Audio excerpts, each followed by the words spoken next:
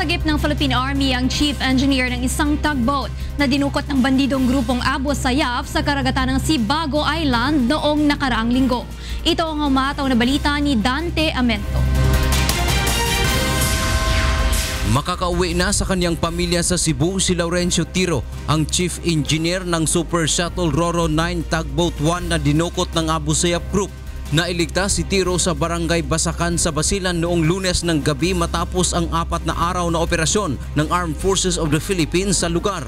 I believe he was only left because of the continuous military pressure in that area. Si Tiro ay dinukot kasama ng kanilang kapitan na si Aurelio Agak-ak sa karagatan ng Sibago Island noong nakaraang linggo.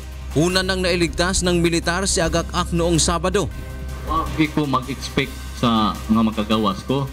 Tungod tingali sa ilang operasyon nga gihimo sa atong military na destino sa Basilan, mao nang nakagawas ko gabi.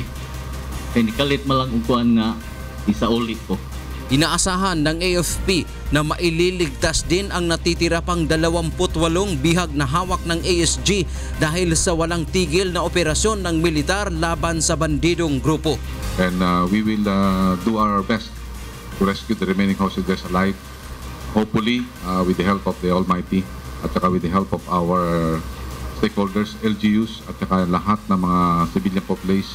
Mula sa Zamboanga City, ako si Dante Amento, humahataw sa balita.